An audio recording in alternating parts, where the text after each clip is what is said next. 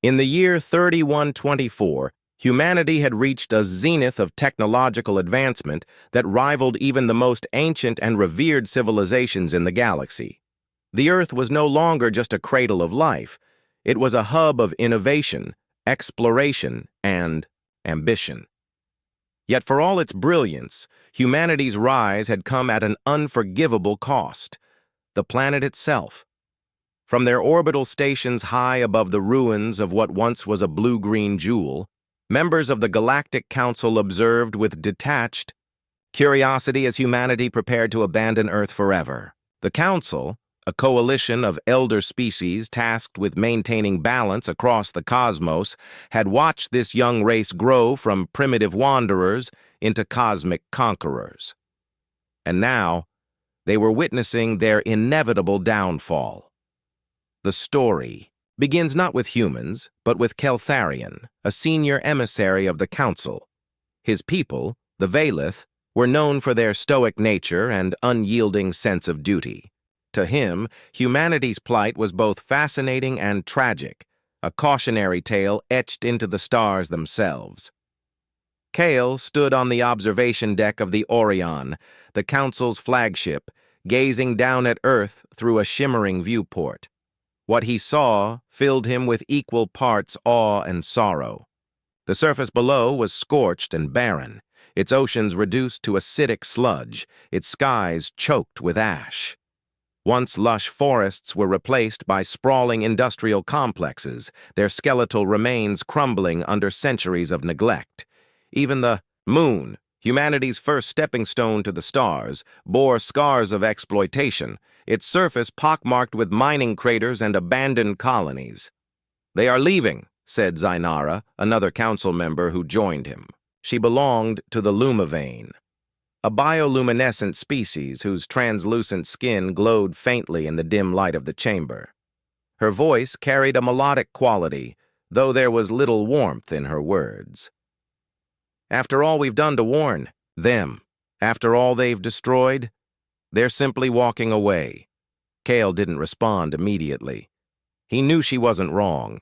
For decades, the Council had tried to intervene, offering guidance and resources to help humanity repair its home. But every attempt had been met with resistance. Humans, ever proud and defiant, refused to accept help from outsiders. They viewed the Council's offers as condescension, their warnings as threats. In their arrogance, they believed they could solve their own problems, or worse, that they didn't need to. Now, as the last remnants of humanity boarded massive Orc ships bound for distant star systems, Kale couldn't help but feel a pang of regret. Not for humanity, necessarily, but for what might have been. For centuries, the Council had seen potential in these fragile beings. Their creativity, adaptability, and sheer force of will had impressed even the oldest members of the Council. Had they chosen a different path, humanity might have become one of the greatest forces for good in the galaxy. Instead, they had doomed themselves and taken their world with them. On board the Odyssey, the flagship of humanity's Exodus fleet, Captain Elena Vasquez stared out at the desolate planet shrinking behind them. Her heart ached with a mixture of guilt and determination. As the leader of this mission, she bore the weight of her species' survival on her shoulders. Every decision she made would shape the future of humanity, not just for herself, but for generations to come.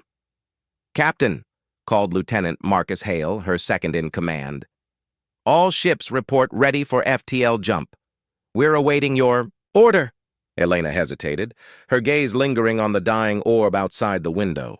Memories flooded her mind. The lush forests of her childhood, the vibrant cities humming with life, the dreams of a better tomorrow that had driven her people forward.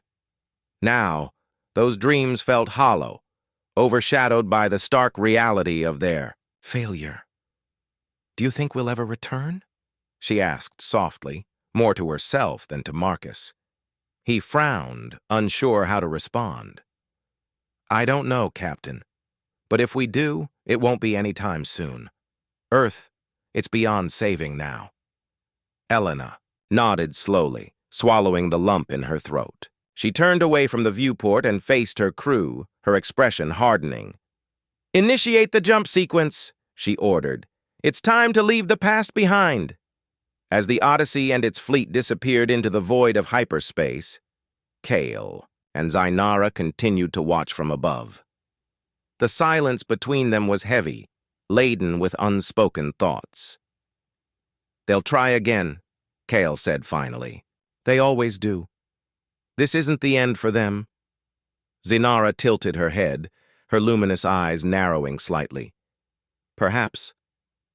But tell me, Kyle, what makes you so certain they won't repeat the same mistakes?" Kyle didn't answer right away. Instead, he glanced at the holographic display hovering beside him. It showed a map of the galaxy, dotted with countless worlds inhabited by other species. Among them, a new destination blinked steadily: Proxima Centauri b, the planet chosen by humanity as their new home. "They're resilient," he said at last. "And despite everything, they still dream. That alone gives them a chance." Zainara sighed, her glow dimming slightly. "Let us hope you're right, for their sake. And ours." Months passed, and the Ark ships journeyed deeper into the unknown. Life aboard the vessels was harsh but bearable. Resources were carefully rationed, and morale remained fragile. Yet amidst the struggle, a quiet hope began to take root. Stories of Earth became legends, whispered among the younger generations who had never known the planet firsthand. These tales served as both a reminder of what had been lost and a warning of what must never happen again. Meanwhile, back in the council chambers, debates raged over whether humanity should be allowed to settle elsewhere.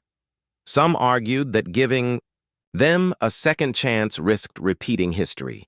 Others believed denying them refuge would be an act of cruelty. Kale listened intently, his resolve unwavering. "They deserve a chance to prove themselves," he declared during one particularly heated session. "We cannot judge an entire species based on the actions of their ancestors. Let them start anew, and let us guide them, this time without interference." His words carried weight, and eventually the council reached a consensus. Humanity would be permitted to colonize Proxima Centauri b, provided they adhered to strict regulations designed to prevent further environmental destruction. Monitoring stations would be established nearby to ensure compliance. Years later, when the first reports came in from Proxima Centauri b, Kyle allowed himself a rare smile. Against all odds, humanity had begun to rebuild, not just their society, but their relationship with the natural world. Forests were planted, ecosystems restored, and sustainable technologies implemented. Slowly but surely they were learning. Standing once more on the observation deck of the Orion, Kale gazed out at the distant star where humanity now thrived.